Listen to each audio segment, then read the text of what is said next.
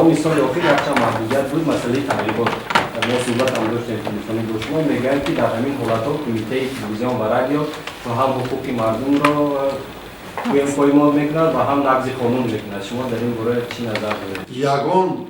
یگان عریضه دعوایی از یگان شهروند در خصوصی که ما حقوق شهروند را پایمال کرده بودیم ما تا روز نگرفتیم. یگان ارگان حکومتی نه پروکراتورا نه سود نه امنیت نه به ما با مکتوب مراجعت نکرده است که ما در یگان جو حقوق شهروندان رو پایمال نکرده باشیم. این خیلی گپ وجود ندارد. این من نمیدونم فکری کی است. فکری کی است؟ حواله همون آدم به همون فکرش. ما خدمت رسانی میکنیم. ما منفعت همه را به این نوبت بگیریم. ما سیاست دولت را پیش میبریم. ما در فضای اطلاعاتی دولتی صاحب استقلال عمل میکنیم. این دولت صاحب استقلال است. منفعت‌های خود را دارد. منفعت‌های ملی خود را دارد. منفعت‌های دولتی خود را دارد. ما مؤسسه دولتی هستیم.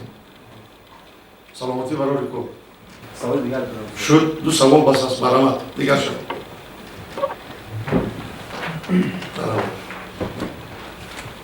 مجال سوالی باشد محترم رئیس من دورم شمسور فوزی هستم از هفت‌نامه خراش.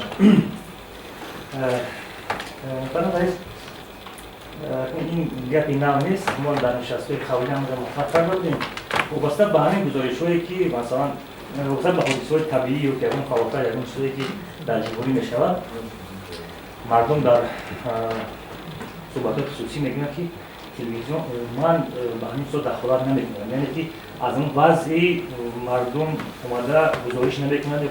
مثلا در حالی که در استرالیا اگر یک درخت چپا شده بالا یک ماشین زد اینا تلویزیون تاجیکستان میگیره گزارش میده در فلان جامعه آفریقایی فلان کنم، میگه در حدود تاجیکستان همین چیزا بیان گرفته نمیشه، یعنی که گزارش داده نمیشه. جواب دیدم سوالتون. فکرتون کاملا نادرست است. حادثه‌ای که در ناحیه خراسان شد، سفر محترم سربازی، سفر تمامی وزیران بودند، تمام شبکه‌های رادیویی تلویزیونی ما در پهلوی ایشان بودند. ما هر روزه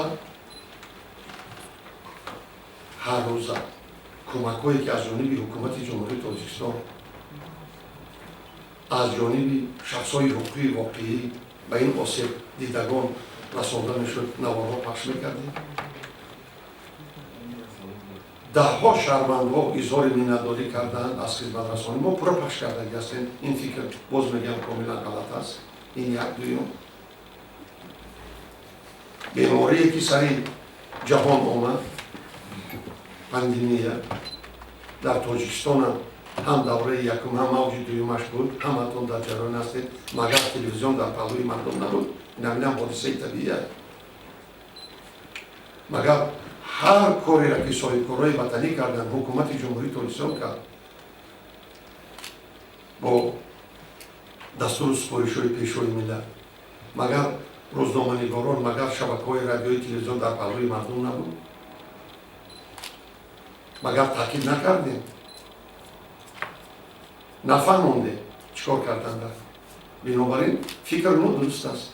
من میدونم هر یک ایده، هر یک فکر حقوقی موجودیت دارد. حتی فکری نادرست است. من با سوالتون جواب دادم. سوال دیگه‌تون من سوال دیگه چرا بخشی در تلویزیون ها مثلا قبلا وقتی که محترم اسدالرحمن رئیس کمیته بودن در اونجا بخشی تحقیقات ژورنالیستی بسیار فعال بود. حاضر چرا همین چیز موجود نیست در حالی که بسیار شکایتکنندگان به گازیت‌های خصوصی مراجعه میکنند بعضا به دولتی هم، لیکن در تلویزیون همین مشکلی مردم چرا بررسی نمیشه؟ من حاضر که شما گفتن که در ساختار نو تلویزیون برنامه نو روی کار آمده ایستاده است. برنامه نیست. آن روز دور نیست که شما اول انونس میشنوید سپس برنامه پخش کرده میشن. تحقیقات ژورنالیستی نیست این شما ساختار نو این چیز وجود دارد. شما میبینید ما حتما این کار میکنید.